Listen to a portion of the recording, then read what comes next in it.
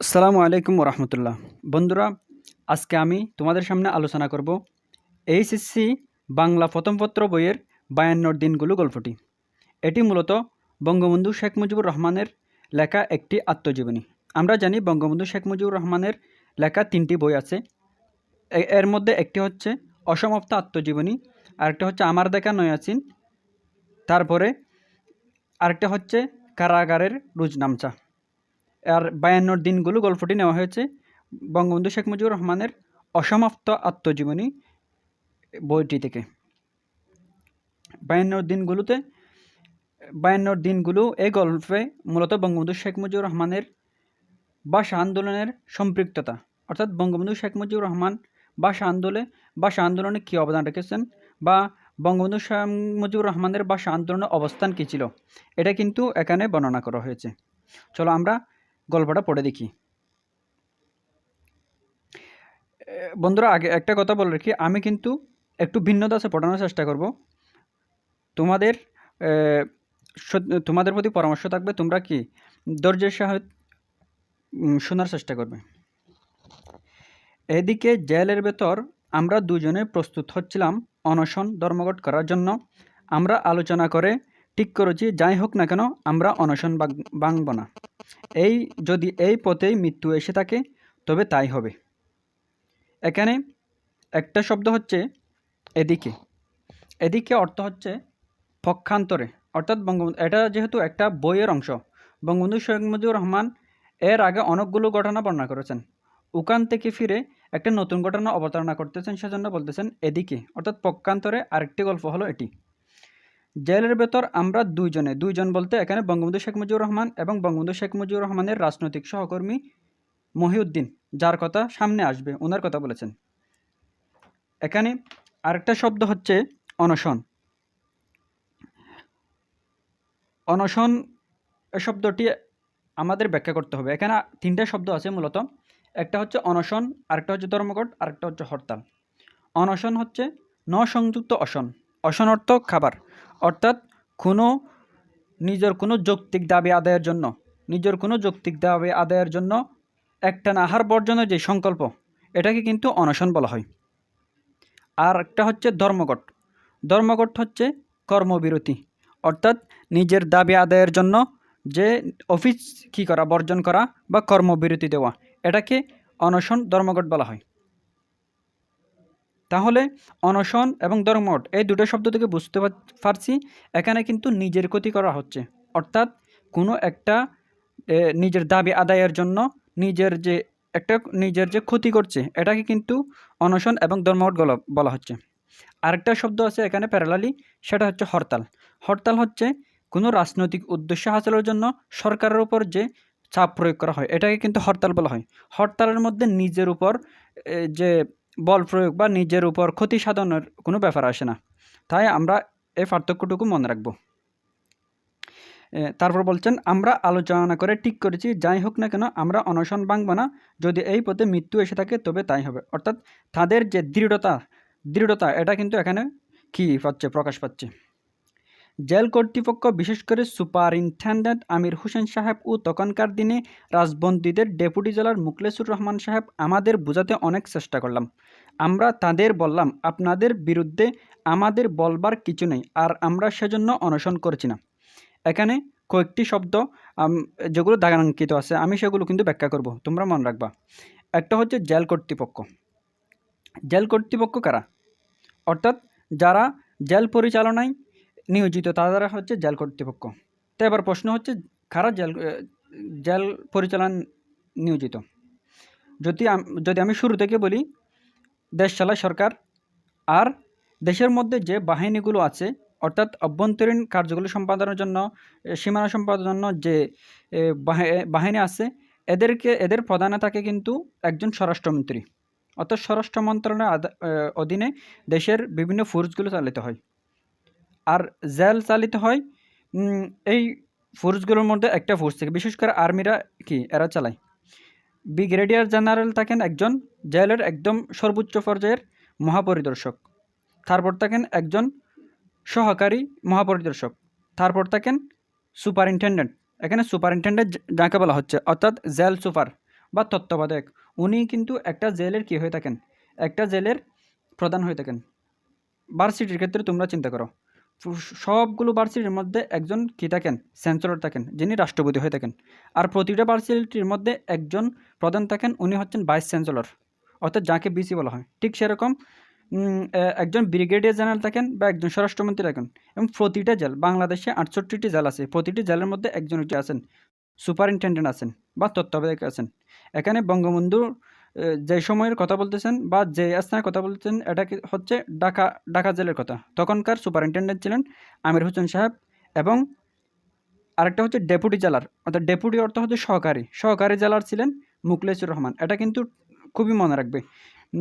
এটা কিন্তু পরীক্ষায় আসে। সুপারিনটেন্ডেন্ট কে ছিলেন, সহকারী জেলার বা ডেপুটি জেলা কে ছিলেন, ডেপুটি জেলা ছিলেন মুখলেসুর রহমান। তারপর আরেকটা শব্দ হচ্ছে রাজবন্দী। রাজবন্দী কারা? রাজবন্দী শব্দের অর্থ হচ্ছে রাজনৈতিক বন্দী, অর্থাৎ যারা রাজনৈতিক কারণে জেলে আবদ্ধ হন বা জেলে আটকা পড়েন তাদেরকে কিন্তু রাজবন্দী বলা হয়। আচ্ছা, আমরা সেটা বুঝলাম। বঙ্গবন্ধু বলেন, আমরা তাদের বললাম আপনাদের বিরুদ্ধে বলবার কিছু নেই, আর আমরা সেজন্য অনশন করছি না। অর্থাৎ বঙ্গবন্ধুরা যখন অনশনের প্রস্তুতি নিচ্ছেন, তখন কিন্তু এই সুপারিনটেন্ডেন্ট সাহেব এবং রাজবন্দী তারা কিছু বোঝানোর চেষ্টা করছেন। এটাই স্বাভাবিক, কারণ একজন বঙ্গবন্ধু ছিলেন একজন বড় নেতা। ওনাকে যদি ওনার যদি অনশন দমন করছে, এটা যদি বাইরে জানাজানি হয়ে যায়, ব্যাপারটা কিন্তু সরকারের জন্য খুবই হুমকিস্বরূপ হয়ে দাঁড়ায়। সেজন্য তারা বোঝানোর চেষ্টা করছেন, বা নিজের ভুল থাকলে তার জন্য কি বঙ্গবন্ধুর সাথে বোঝাপড়া করার চেষ্টা করছেন। কিন্তু বঙ্গবন্ধু বলতেছেন, আর আমরা সেজন্য অনুসরণ করছি না। অর্থাৎ আপনাদের দুর্ব্যবহার বা আপনাদের খারাপ আচরণের জন্য আমরা কি করছি না, অনশন করছি না। কী জন্য করছি? সরকার আমাদের বৎসরের পর বৎসর বিনা বিচারে আটকে রাখছে, তারই প্রতিবাদ করার জন্য অনশন ধর্মঘট করছি। বিনা অর্থ হচ্ছে কি ছাড়া, অর্থাৎ বৎসরের পর বৎসর অর্থ হচ্ছে অনেক লম্বা সময় ধরে যে সরকার আমাদেরকে আটকে রেখেছে, সেজন্য আমরা অনশন ধর্মঘট করছি। আপনাদের ব্যবহার বা আপনাদের কোনো কর্মের কারণে বা খারাপ ব্যবহারের কারণে কিন্তু আমরা অনশন ধর্মঘট করছি না।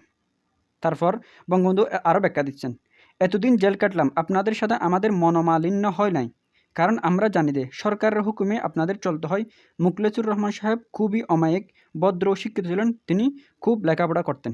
এখানে আরেকটা শব্দ হচ্ছে মনোমালিন্য।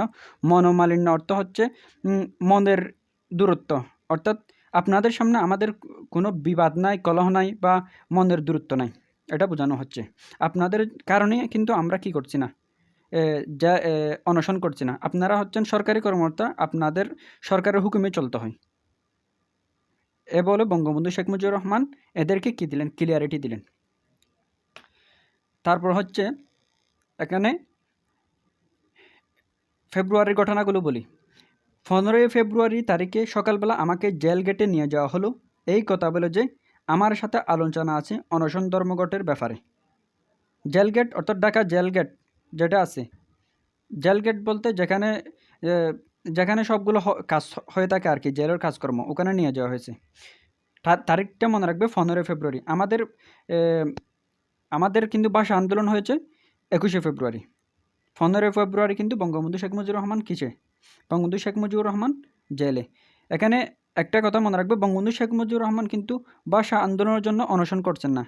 এখানে বঙ্গবন্ধু শেখ মুজিবুর রহমান অনশন করছেন বছরের পর বছর যে তাদেরকে বিনা বিচারে আটকে রেখেছেন সেজন্য।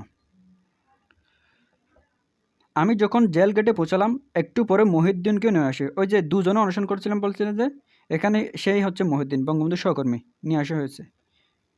এই মহিউদ্দিন ছিলেন কে? মহিউদ্দিন ছিলেন হচ্ছে একজন রাজনীতিবিদ। বাংলাদেশের অভ্যুদয়ের পূর্ব পরে সকল রাজনৈতিক আন্দোলনের সঙ্গে তিনি ঘনিষ্ঠভাবে যুক্ত ছিলেন, এবং 1969 থেকে 1981 সাল পর্যন্ত তিনি জাতীয় সংসদের বিরোধী দলের উপনেতা ছিলেন। এটা আমরা মহিউদ্দিন সম্পর্কে কী রাখবো, মনে রাখবো। আমি যখন জেল গেটে পৌঁছালাম, দেখি একটু পরে মহিউদ্দিনকে নিয়ে আসা হয়েছে, একই কথা বলে, অর্থাৎ অনশন ধর্মঘটের ব্যাপারে আপনাদের সাথে কথা আছে এই বলে নেওয়া হয়েছে। কয়েক মিনিট পর আমার মালপত্র, কাপড় চোপড় ও বিছানা নিয়ে জমাদার সাহেব হাজির হলেন। বললাম, ব্যাপার কি? কর্তৃপক্ষ বলেন, আপনাদের জন্য অন্য জেলে পাঠানোর হুকুম হয়েছে। জিজ্ঞাসা করলাম, কোন জেলে? কেউ কিছু বলেন না। এদিকে আর্ম পুলিশ আইবি অফিসারও প্রস্তুত হয়ে এসেছেন। খবর চাপা থাকে না। একজন আমাকে বলে দিল, ফরিদপুর জেলে। এখানে একটা শব্দ হচ্ছে জমাদার সাহেব কাপড় চোপড় নিয়ে আসলেন। এবার হচ্ছে জমাদার সাহেব কে? জমাদার সাহেব হচ্ছেন পুলিশ এবং আর্মিদের কর্মচারী হিসেবে কিছু মানুষ থাকে, ওদেরকে কিন্তু কী বলা হয়? জমাদার বলা হয়। যদি আমি আরও ফ্রাঙ্কলি বলি, অর্থাৎ যারা সিভিল বয় হিসেবে কাজ করে ওখানে, যারা তাদের কাপড় চোপড় বা খানা ফিনা ইত্যাদির কাজ করে থাকে, ওদেরকে কী বলা হয়? জমাদার বলা হয়। এই জমাদার সাহেব কাপড় চোপড় বিছানা নিয়ে আসলেন। আর্ম পুলিশ আইবি অফিসারও প্রস্তুত হয়ে আসছে। আর্ম পুলিশ কারা? আমরা জানি আর্ম অর্থ হচ্ছে সশস্ত্র, তাহলে নিরস্ত্রও আছে। আর্ম পুলিশ যাদের অস্ত্র বহন করতে পারে তারা হচ্ছে আর্ম পুলিশ, আর যারা অস্ত্র বহন করতে পারে না তারা হচ্ছে নিরস্ত্র নিরস্ত্র পুলিশ। তারা কারা? তারা হচ্ছে যেমন আমরা এই যে ট্রাফিক পুলিশ দেখি, এদের কিন্তু অনেকেই আর্ম নয়। আইবি অফিসার কি? আইবি অফিসার হচ্ছে, আইবি অর্থ হচ্ছে ইন্টেলিজেন্ট অফ ব্যুরো, অর্থাৎ গোয়েন্দা সংস্থার অফিসার। তাহলে বঙ্গবন্ধুকে জেল গেটে নিয়ে আসা হয়েছে এবং ওনারা অন্য জেলে পাঠানোর কথা বলা হয়েছে, কিন্তু কোন জেলে সেটা কি বলে নাই। তবে খবর ছাপা থাকে না, একজন আমাকে বলে দিল ফরিদপুর জেলে। আচ্ছা, দুইজনকে এক জেলে পাঠানো হচ্ছে, তখন 9টা বেজে গেছে। 11টায় নারায়ণগঞ্জ থেকে জাহাজ ছাড়ে, সেই জাহাজ আমাদের ধরতে হবে। এখানে 9টা বলতে রাত 9টার কথা বলা হয়েছে, 11টায় বলতে রাত 11টায়। এখানে দুটো জাহাজের কথা আছে, একটা হচ্ছে রাত 11টার জাহাজ, আর একটা হচ্ছে রাত 1টার জাহাজ। তোমরা মনে রাখবে, বঙ্গবন্ধু শেখ মুজিবুর রহমান কিন্তু 11টার জাহাজের কথা যাওয়ার কথা থাকলেও ফরিদপুরে 11টার জাহাজ কিন্তু তিনি ইচ্ছে করে ধরেননি, বরঞ্চ 1টার যে জাহাজ ছিল, জাহাজ বলতে ওই যে সমুদ্রের জাহাজ আর কি, ওটা ধরেছেন। আমি দেরি করতে শুরু করলাম, কারণ তা না হলে কেউ জানবে না আমাদের কোথায় পাঠাচ্ছে। প্রথমে আমার বইগুলো এক এক করে মেলাতে শুরু করলাম, তারপর কাপড়গুলি, হিসাব নিকাশ, কত টাকা খরচ হয়েছে, কত টাকা আছে। দেরি করতে করতে 10টা বাজিয়ে দিলাম।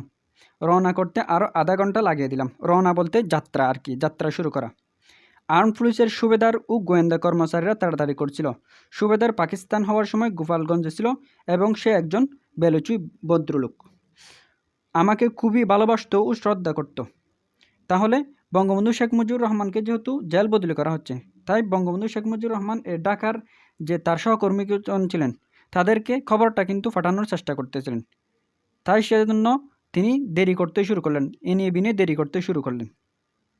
সেখানে সুবেদার ও গোয়েন্দা কর্মচারীরা তাড়াতাড়ি করছিল। সুবেদার বলতে কারা? সুবেদার বলতে হচ্ছে পুলিশের মধ্যে, সুবেদার এটা একটা হচ্ছে ফার্সি শব্দ, অর্থাৎ যারা মূলত তখনকার দিনে একটা বিভাগ বা একটা দেশের প্রদেশকে কী করতো, অন করতো, তারা কিন্তু সুবেদার বলা হতো। কিন্তু বর্তমানে পাকিস্তান এবং ভারতে সুবেদার আর্ম পুলিশ বা আর্মির একটা কি পদমর্যাদার নাম। তখনকার এখানে ওইটাই ব্যবহার হয়েছে। বাংলাদেশে সুবেদার বলতে কিন্তু তেমন গুরুত্বপূর্ণ পদ নাই। এখানে আরেকটা শব্দ হচ্ছে বেলুচি, ভদ্রলোক, অর্থাৎ যে সুবেদার ছিলেন সুবেদার ছিলেন বেলুচি লোক। বেলুচি বলতে, বেলুচ হচ্ছে বেলুচিস্তান হচ্ছে পাকিস্তানের একটি প্রদেশ। আমরা জানি পাকিস্তানে কিন্তু 4টা প্রদেশ আছে, তো 4টা প্রদেশ নিয়ে পাকিস্তান গঠিত। একটা হচ্ছে বেলুচিস্তান, একটা হচ্ছে খাইবার, আরেকটা হচ্ছে পাখতুনখাওয়া, আরেকটা হচ্ছে পাঞ্জাব ও সিন্ধুমোলা আরেকটা। তাহলে মোট 4টা। এখানে বেলুচিস্তান থেকে এই বিলং করতেন কে? সুবেদার সাহেব। ইনি বঙ্গবন্ধুকে খুবই ভালোবাসতেন। আর তিনি বললেন, আমাকে দেখেই বলে বসলো, ইয়ে কিয়া বাত তে আপ জেল কালামে। ইয়ে মানি অর্থাৎ এটি, কিয়া মানি কি, বাত মানি কথা, হ্যাঁ মানি এটা হচ্ছে বাক্য শেষ করার জন্য, আপ মানি আপনি, জেলখানা মানি জেলখানা বা বন্দিখানা, মে মানি মধ্যে। এটা কি কথা, আপনি জেলখানার মধ্যে? মানে আপনি তো অনেক বড় নেতা, আপনাকে এদিকে ওদিকে দেখি, আপনাকে গোপালগঞ্জে দেখছি, আপনি জেলখানায় কেন? মানে উনি একটু আশ্চর্য হয়ে গেলেন আর কি। আমি বললাম কিসমত। কিসমত অর্থ হচ্ছে ভাগ্য, অর্থাৎ কপালের লিখন। বঙ্গবন্ধু এবার শুধু এটাই বললেন, আর কিছু বললাম না। আমাদের জন্য বন্ধ গুড়ার গানে আনা হয়েছে। এখানে গুড়ার গাড়ি, আরেকটা শব্দ লাগানো হয়েছে, বন্ধ গুড়ার গাড়ি, অর্থাৎ বঙ্গবন্ধুদেরকে যেহেতু গোপনে কী করা হচ্ছে, গোপনে জেল বদলি করা হচ্ছে, তাই তাদের জন্য বন্ধ গুড়ার গাড়ি আনা হয়েছে। অথচ খোলা গুড়ার গাড়িও আছে, যাতে কেউ না দেখে, সেজন্য বন্ধ গুড়ার গাড়ি আনা হয়েছে। গাড়ির ভেতর জানালা উঠিয়ে ও দরজার কপাট বন্ধ করে দিল।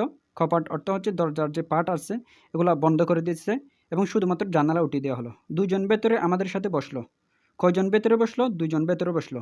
আরেকটা গাড়িতে অন্যরা পেছনে পেছনে ভিক্টোরিয়া পার্কের রোডের দিকে চললো। ভিক্টোরিয়া পার্ক হচ্ছে ইংল্যান্ডের রানী ভিক্টোরিয়ার নামে যে পার্কের নাম করা হয় সেটা হচ্ছে ভিক্টোরিয়া পার্ক। বর্তমানে এর নাম হচ্ছে বাহাদুর শাহ পার্ক। অর্থাৎ মুঘল সম্রাটের সর্বশেষ রাজা বা সর্বশেষ সম্রাট বাহাদুর শাহর নামে এটার নাম করা হয় ভিক্টোরিয়া পার্ক। এটি কিন্তু জগন্নাথ বিশ্ববিদ্যালয়ের পাশে অবস্থিত। সেখানে যেয়ে দেখি পূর্বেই একজন আর্ম পুলিশ ট্যাক্সি রিজার্ভ করে দাঁড়িয়ে আছে। তখন ট্যাক্সি পাওয়া খুবই কষ্টকর ছিল। আমরা আস্তে আস্তে নামলাম ও উঠলাম। আমার চেনা লোকের সাথে দেখা হলো না, যদিও এদিক ওদিক অনেকবার তাকিয়েছিলাম। ট্যাক্সি তাড়াতাড়ি চালাতে বললাম। বুঝছেন? ট্যাক্সি হচ্ছে সিএনজির মতো একই গাড়ি, যা সিএনজি গ্যাসে চালিত। ট্যাক্সি হচ্ছে ডিজেল বা কেরোসিনে চালিত। ট্যাক্সিগুলো সাধারণত 2000-এর দিকে 2002-3 এদিকে পাওয়া যেত আর কি। ট্যাক্সিগুলো মূলত কালো এবং হলুদ রঙের হতো। তারপরে ট্যাক্সি কিন্তু তাড়াতাড়ি চালাচ্ছিল। বঙ্গবন্ধু বললেন, আমি ট্যাক্সিওয়ালাকে বললাম বেশি জোরে চালাবেন না, কারণ বাবার কালের জীবনটা যেন রাস্তায় না যায়। এখানে একটা বাক্য, বাবার কালের জীবনটা যেন রাস্তায় না যায়। এখানে বাবার কালের জীবন বলতে জন্মসূত্রে পাওয়া জীবন। সুন্দর করে মনে রাখবে, বাবার কালের জীবন বলতে জন্মসূত্রে পাওয়া জীবন। এটা আমাদের চট্টগ্রামে খুব সুন্দর করে বলা হয়। অর্থাৎ বদ্দিন্না জীবন বা বদ্দিন্না সম্পত্তি, অর্থাৎ পরম্পরা থেকে বা জন্মসূত্রে যেটা সম্পত্তি পেয়েছি, যেটা জীবন পেয়েছি, সেটাকে কিন্তু বদ্দিন্না বলা হয়। এটাও বাবার কালের জীবন বলতে জন্মসূত্রে পাওয়া জীবনটাকে বলা হয়েছে। অনেকে অনেকভাবে ব্যাখ্যা দেয়, সেটা কিন্তু আমার মনে হয় অনেকটাই ভুল। তারপর আসি, আমরা পৌঁছে খবর পেলাম জাহাজ ছেড়ে চলে গেছে। আচ্ছা, ওনারা 11টার জাহাজের জন্য আসছিলেন, আর বঙ্গবন্ধু দেরি করতে করতে জাহাজটা চলে গেছে। এখন উপায়, আমাদের নিয়ে কোথায় যাবে? রাত 1টায় আরেকটা জাহাজ ছাড়বে। এই যে বলছিলাম, রাত 1টায় আরেকটা জাহাজ ছাড়বে। আমাদের নারায়ণগঞ্জ থানায় নিয়ে যাওয়া হলো। উপরওয়ালা বলতে উপরস্থ কর্মকর্তা আর কি। টেলিফোন করলো ও হুকুম নিল থানায় রাখতে। আমাদের পুলিশের ব্যারাকের একটা ঘরে নিয়ে যাওয়া হলো। পুলিশের ব্যারাক বলতে পুলিশের অস্থায়ী নিবাস। ব্যারাক বলতে সারিবদ্ধ ঘরকে বোঝায়। সাধারণত পুলিশ এবং আর্মির ক্ষেত্রে ব্যারাকটা বেশি ব্যবহার করা হয়, যেখানে ওনারা অস্থায়ীভাবে বাস করে, এটাকে ব্যারাক বলা হয়। তাহলে ব্যারাকের মধ্যে ওনাদেরকে নেওয়া যাওয়া হলো। রাত 11টায় আমরা স্টেশনে আসলাম। জাহাজ ছেড়ে চলে গেছেন রাত 11টায়। ওনারা স্টেশনে আসলেন। ওনারা আস্তে আস্তে কিন্তু জাহাজ ছেড়ে চলে গেলেন। এখানে একটা প্রশ্ন আসতে পারে, স্টেশনে তারা কতটা এসেছিলেন? রাত 11টায় কিন্তু তারা স্টেশনে এসেছিলেন। জাহাজ ঘাটে ছিল, আমরা উঠে পড়লাম জাহাজ না ছাড়া পর্যন্ত। এখানে জাহাজ ঘাটে ছিল, আমরা উঠে পড়লাম। জাহাজ বলতে এটা হচ্ছে একটার জাহাজটা, 11টারটা চলে গেছে। জাহাজ না ছাড়া পর্যন্ত সহকর্মীরা অপেক্ষা করলো। রাত 1টার সময় সকলের কাছ থেকে বিদায় নিলাম। বললাম, জীবনে আর দেখা নাও হতে পারে, সকলে যেন আমাকে ক্ষমা করে দেয়। এখানে একটা প্রশ্ন হতেই পারে, বঙ্গবন্ধু শেখ মুজিবুর রহমান কিন্তু ওই যে তার সহকর্মীদের সাথে দেখা করার জন্য কিন্তু করছিলেন, দেরি করতেছিলেন। সেটা কি আদৌ সফল হয়েছে? হ্যাঁ, সফল হয়েছে।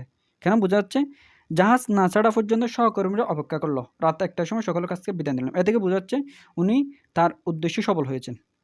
তারপর আরেকটা শব্দ, জীবনে আর দেখা না হতে পারে। অর্থাৎ তিনি গুপ্ত হত্যার কি দেখতেছেন, শঙ্কা দেখতেছেন বা শঙ্কায় ভুগতেছেন। আমার দুঃখ নাই, একদিন মরতে হবে। অন্যায় ও অত্যাচারের বিরুদ্ধে প্রতিবাদ করে যদি মরতে পারি, সে মরাতেও শান্তি আছে। অন্যায় ও অত্যাচারের বিরুদ্ধে যে কীরকম প্রতিবাদী ছিলেন, সেটা কিন্তু বঙ্গবন্ধুর এই কথার দ্বারা ফুটে উঠতেছে। তারপর আসি, জাহাজ ছেড়ে দিল, আমরা বিছানা করে শুয়ে পড়লাম। একটা জাহাজটা ছেড়ে দিল, আমরা বিছানা করে শুয়ে পড়লাম। সকালে দুইজনে পরামর্শ করে ঠিক করলাম জাহাজে অনশন করে কি করে আমাদের জেলে নিতে হবে অনশন শুরু করার পূর্বে। অর্থাৎ ওনারা কিন্তু অনশনের প্রস্তুতি নিচ্ছিলেন। আবার জাহাজে এসে ভাবতেছেন জাহাজে কীভাবে অনশন করি, আমরা একেবারে জেলে গিয়ে কি করব, অনশন করব। এটা কিন্তু পরামর্শ করলেন ওনারা। সমস্ত দিন জাহাজ চলল, অর্থাৎ রাত 1টায় উঠছেন, পুরো দিন রাত 1টার পরে ওই রাতটা গেল, বাকি অংশটা, তারপর পুরো দিন চললো। রাতে গোয়ালন্দঘাটে পৌঁছলাম, তারপর গোয়ালন্দঘাটে তারা কি এলেন। সেখান থেকে ট্রেনে রাত 4টায় ফরিদপুর পৌঁছলাম। রাতে আমাদের জেল কর্তৃপক্ষ গ্রহণ করলো না, আমরা দুজনে জেল সিপাহীদের ব্যারাকের বারান্দায় কাটালাম। তাহলে রাত 1টায় উঠছেন, পুরো দিন জাহাজে গেল, তারপর গোয়ালন্দাঘাট থেকে কিন্তু ট্রেনে করে ফরিদপুর আসছেন, আর ফরিদপুরে পৌঁছলেন রাত 4টায়। আবার অপরদিন রাত 4টায় আর কি, রাত 4টা হওয়ায় ওনাদেরকে জেল কর্তৃপক্ষ কী করেন নাই, গ্রহণ করেন নাই। জেলেরও কী আছে, প্রোটোকল আছে। তো সকালবেলা সুবেদার সাহেবকে বললাম, জেল অফিসাররা না আসলে তো আমাদের জেলে নিবে না, চলেন কিছু নাস্তা করি। নাস্তা খাবার ইচ্ছা আমার নাই, তবে যদি কারোর সাথে দেখা হয়ে যায় তাহলে ফরিদপুরের সহকর্মীরা জানতে পারবে আমরা ফরিদপুর জেলা আছি এবং অনশন ধর্ম করছি। এখানেই কিন্তু বঙ্গবন্ধু শেখ মুজিবুর রহমান ইনিয়ে বিনিয়ে তাদেরকে যে ফরিদপুর জেলে আনা হয়েছে সেটা কিন্তু জানার জন্য চেষ্টা করতেছেন।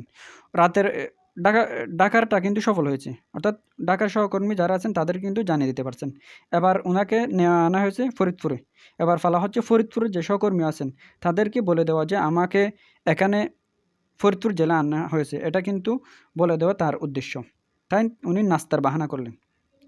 আধা ঘন্টা দেরি করলাম, কাউকে দেখি না। চায়ের দোকানের মালিক এসেছে, আমি তাকে আমার নাম বললাম। এখানে প্রশ্ন আসতে পারে, কোন দোকানের মালিক আসলেন? চায়ের দোকানের মালিক আসলেন।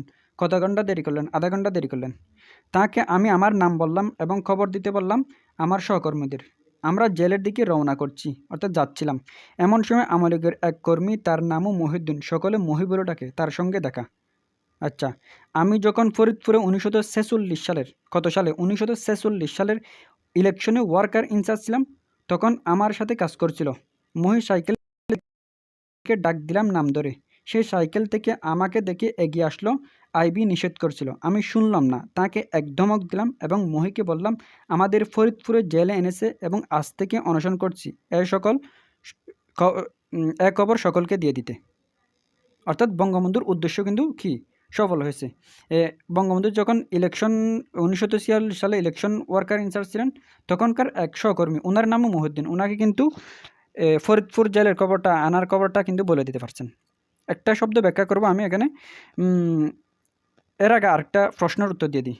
এখানে একটা প্রশ্ন আসতে পারে, মহি কোন গাড়ি করে যাচ্ছিলেন? সাইকেলে যাচ্ছিলেন। আচ্ছা, শব্দের ব্যাখ্যাটা করি, সেটা হচ্ছে ইলেকশনে ওয়ার্কার ইনচার্জ অর্থ হচ্ছে কোনো একটা কর্ম বা কোনো একটা অর্গানাইজেশনের প্রতি দায়বদ্ধ থাকা, এটা হচ্ছে ইনচার্জের অর্থ। ওয়ার্কার, ইলেকশন ওয়ার্কার অর্থাৎ ইলেকশনের কর্মে তিনি দায়বদ্ধ ছিলেন, যেটাকে কি বলা যায়, আমি যদি এক কথায় বলি সেটা হবে নির্বাচনী কর্মকর্তা ছিলেন, অর্থাৎ নির্বাচনী কর্মকর্তা ছিলেন 1946 সালে বঙ্গবন্ধু শেখ মুজিবুর রহমান। এটা হচ্ছে মোট কথা। তারপর আমরা জেল গেটে এসে দেখি জেলার সাহেব, ডেপুটি জেলার সাহেব এসে গেছেন। আমাদের তাড়াতাড়ি ভেতরে নিয়ে যেতে বললেন। তারা পূর্বেই খবর পেয়েছিলেন, জায়গাও ঠিক করে রেখেছেন, তবে রাজবন্দীদের সাথে নয়, অন্য জায়গায়। অর্থাৎ বঙ্গবন্ধু তো রাজবন্দী, কিন্তু ওনাকে রাজবন্দীদের সাথে রাখা হয়নি, অন্যদের সাথে রাখা হয়েছে। আমরা তাড়াতাড়ি ওষুধ খেলাম, পেট পরিষ্কার করলাম, অর্থাৎ পেট পরিষ্কার করার জন্য কিন্তু ওনারা ওষুধ খেয়ে নিচ্ছেন। যেহেতু ওনারা অনুসরণ করবেন তাই পেট পরিষ্কার করে নিয়েছিলেন আর কি। পেট পরিষ্কার করার নির্দিষ্ট ওষুধ আছে, এই পেট পরিষ্কার করার ওষুধ খেয়েছেন। তারপর অনশন ধর্ম শুরু করলাম। 2 দিন পর অবস্থা খারাপ হয়ে গেল, বুঝো, 2 দিন পর্যন্ত কিছু না খেয়ে আমাদের হাসপাতালে নিয়ে যাওয়া হলো। আমাদের দুজনের শরীর খারাপ, মহিউদ্দিন ভুগছে ফুলসি রোগে আর আমি ভুগছি নানা রোগে। অর্থাৎ বঙ্গবন্ধু শেখ মুজিবুর রহমানের নানা রোগ আছে আর মহিউদ্দিন বুঝছেন স্পেশাল রোগ একটা, সেটা হচ্ছে ফ্লুরোসিস। ফ্লুরোসিস অর্থ হচ্ছে বক্ষব্যাধি, ফ্লুরোসিস অর্থ হচ্ছে বক্ষব্যাধি, অর্থাৎ একটা ফুসফুসজনিত রোগ। 4 দিন পরে আমাকে নাক দিয়ে জোর করে খাওয়াতে শুরু করলো, অর্থাৎ 2 দিন পর হাসপাতালে নিয়ে আনা হলো, 4 দিন পর জোর করে নাক দিয়ে খাওয়া শুরু করলো। কীভাবে নাক দিয়ে খাওয়ানো হয় সেটা কিন্তু ব্যাখ্যা দিচ্ছেন। মহাবিপদ, নাকের ভেতর দিয়ে নল ফ্যাটের ভেতর পর্যন্ত দেয়, তারপর নলের মুখে একটা কাপের মতো লাগিয়ে দেয়, একটা ছিদ্র থাকে, সে কাপের মধ্যে দুধের মতো পাতলা করে খাবার তৈরি করে ফ্যাটের ভেতর ঢেলে দেয়। এদের কথা হলো মরতে দেব না। এখানে একটা কথা বলেছেন সুন্দর, এদের কথা হলো মরতে দেব না, অর্থাৎ যদি ওনারা যদি মারা যায়, ওনারা কিন্তু বড় নেতা, বিরোধী দলীয় বড় নেতা, আর ওনারা যদি হাসপাতালে মারা যায় বা অনশনকালে মারা যায়, সেটা কিন্তু সরকারের জন্য বা ক্ষমতাধীন সরকারের জন্য খুবই একটা নাজেহাল পরিস্থিতি সৃষ্টি করতে পারে। সেজন্য বঙ্গবন্ধু বলতেছেন, এদের কথা হলো মরতে দেব না। এরপরে কিন্তু আমি আরও ব্যাখ্যা করব আরেকটা ক্লাসে। আজকে এই পর্যন্ত। জাজাকুমুল্লাহ ফর ওয়াচিং।